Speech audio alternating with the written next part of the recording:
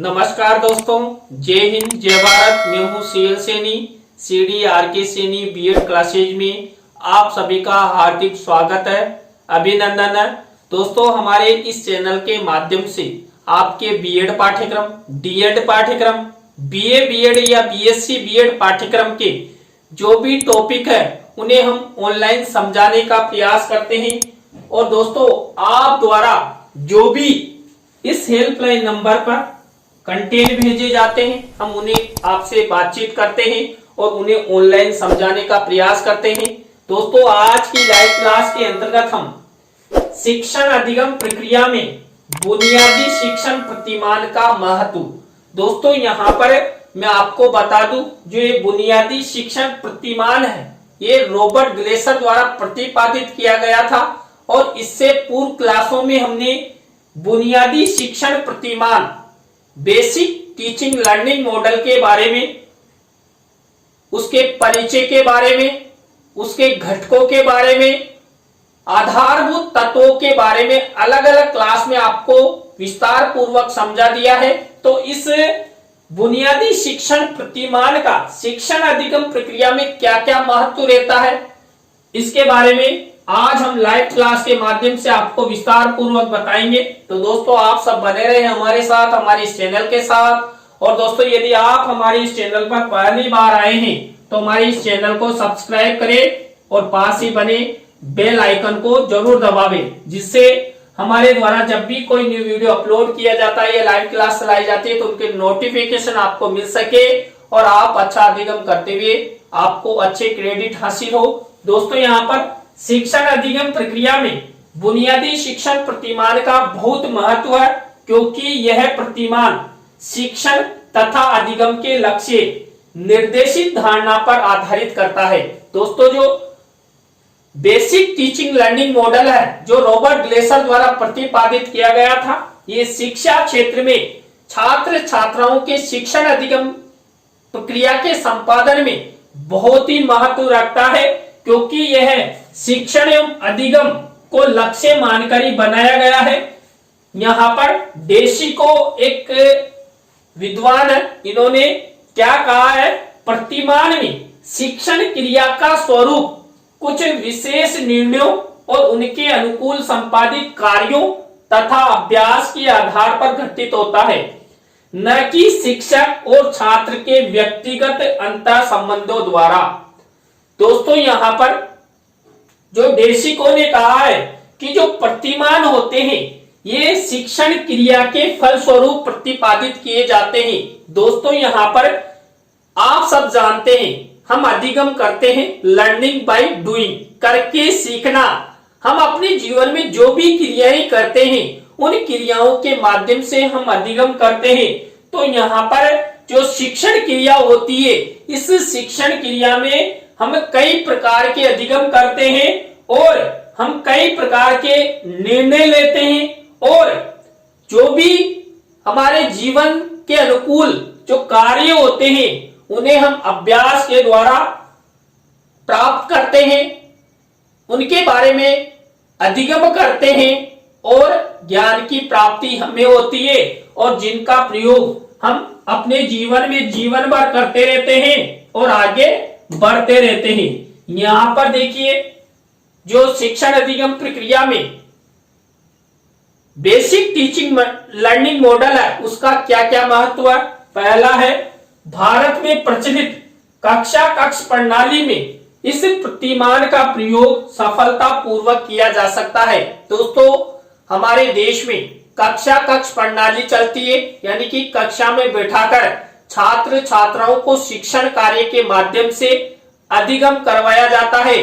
तो जो बुनियादी शिक्षण प्रतिमान है, इसका प्रयोग हम भारत के शिक्षण में, भारत की शिक्षण व्यवस्था में कक्षा कक्ष प्रक्रिया में अच्छी तरह प्रयोग में ले सकते हैं। तो पहला महत्व यह है। इसके बाद इसके आधार पर मनोवैज्ञानिक शक्तियों को प्रयोग में लाने के लिए अनेक उपयोगी प्रतिमान विकसित किए जा सकते हैं। दोस्तों, यदि बुनियादी शिक्षण प्रतिमान का शिक्षा क्षेत्र में प्रयोग कर छात्रों को अच्छा शिक्षण और अधिगम करवा सकते हैं। तो अन्य जो हमारे मनोवैज्ञानिक हैं, हमारे जो विद्वान हैं, वो शिक्षा क्षेत्र में इस तरह के कई टीचिंग लर्निंग मॉडल विकसित कर सकते हैं जो बालकों को अच्छा शिक्षण और अच्छा अधिगम करवाने के लिए तत्पर रह सकते हैं। तो इस मॉडल के माध्यम से दोस्तों अन्य टीचिंग मॉडल भी तैयार किए जा सकते हैं। इसके बाद नेक्स्ट महत्व है, इस प्रतिमान के द्वारा शिक्षक अपनी सृजनात्मक शक्ति की अभिव्यक्ति सफलता पूर्वक कर सकता है।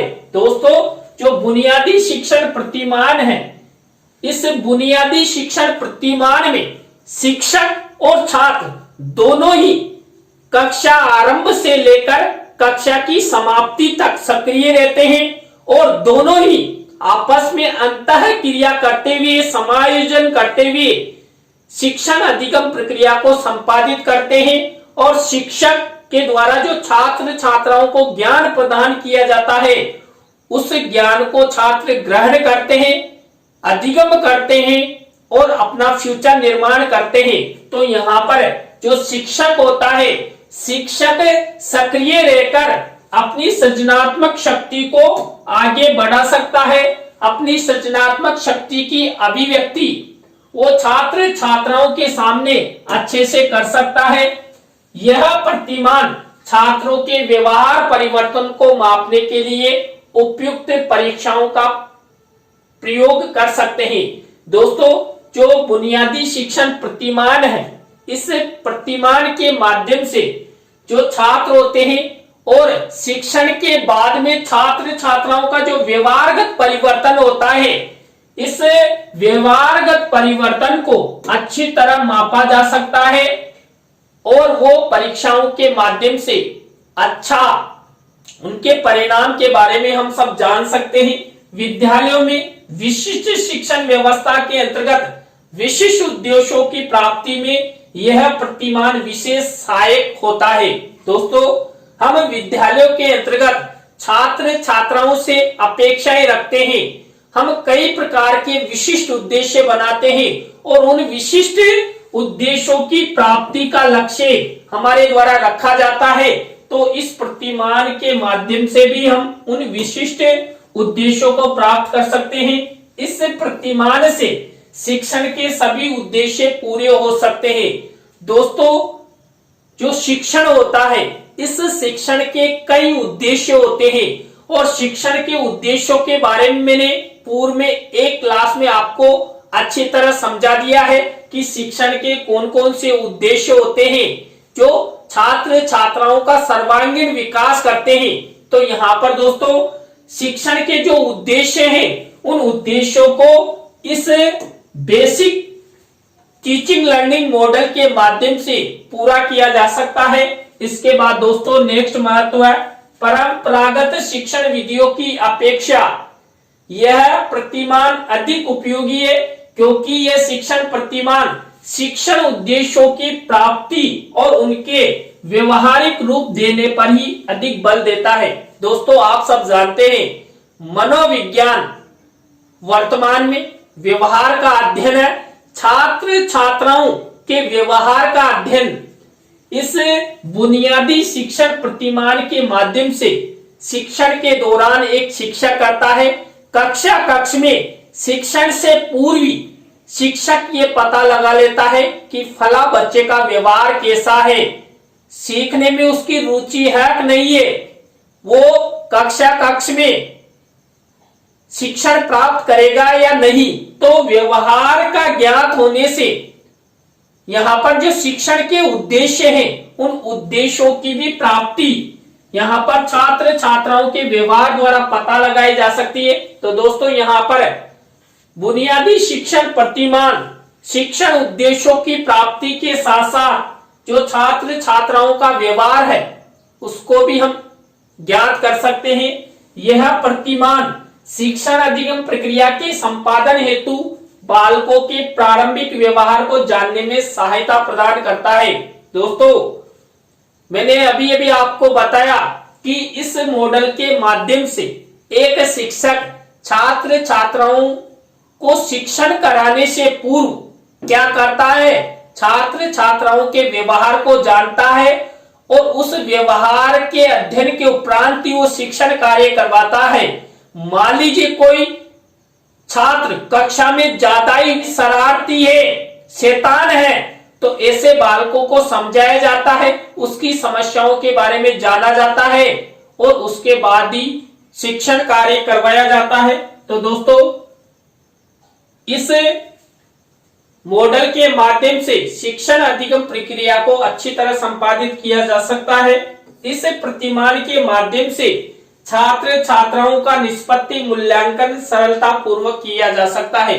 दोस्तों, जब एक शिक्षक द्वारा छात्र छात्राओं को शिक्षण कार्य करवाया जाता है और शिक्षण कार्य के संपादन के बाद समय अनुसार छात्र छात्राओं का मूल्यांकन लिया जाता है और उस मूल्यांकन के द्वारा छात्र छात्राओं की उपलब्धि, उनके परिणाम को जानने का प्रयास किया जाता है। तो दोस्तों, जो बुनियादी शिक्षण प्रतिमान है, ये छात्र छात्राओं के निष्पत्ति मूल्यांकन में भी बहुत उपयोगी होता है। इस प्रतिमान का शिक्षण अधिगम प्रक्रिया में प्रयोग कर शिक्षण विधियों में सुधार किया जा सकता है। दोस्तों, शिक्षा क्षेत्र में शिक्षण अधिगम प्रक्रिया में यदि इस बुनियादी शिक्षण प्रतिमान का प्रयोग किया जाएगा तो हम जो परंपरागत शिक्षण विधियां हैं उनको त्याग कर जो वर्तमान में छात्रों के हित के लिए लाभकारी शिक्षण विधियां हैं उनका प्रयोग हम शिक्षण में कर सकते हैं, अधिगम प्रक्रिया में सुधार कर सकते हैं, शिक्षण विधियों में सुधार कर सकते हैं।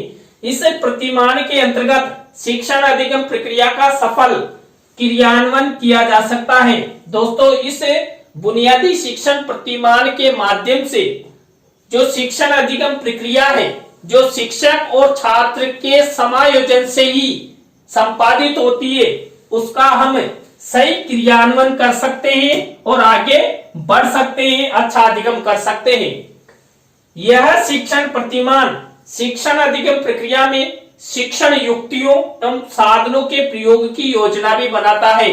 दोस्तों, बुनियादी शिक्षण प्रतिमान छात्र छात्राओं के अच्छे अधिगम हेतु यहाँ पर क्या करता है, जो शिक्षण अधिगम प्रक्रिया संपादित होती है, इस शिक्षण अधिगम प्रक्रिया में जो शिक्षक के द्वारा छात्र छात्राओं के लिए शिक्षण युक्तियां प्रयोग में ली जाती है, शिक्षण संसाधन साधन आदि जो प्रयोग में लाए जाते हैं, उनकी भी अच्छी योजना बना सकता है और छात्र छात्राओं को आगे बढ़ाने में सहयोग कर सकता है।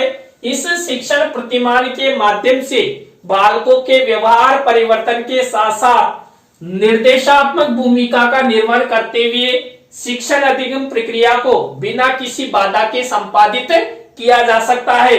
दोस्तों, यदि शिक्षक द्वारा शिक्षण के निर्देशात्मक उद्देश्य बनाए जाएंगे, उसके बाद छात्र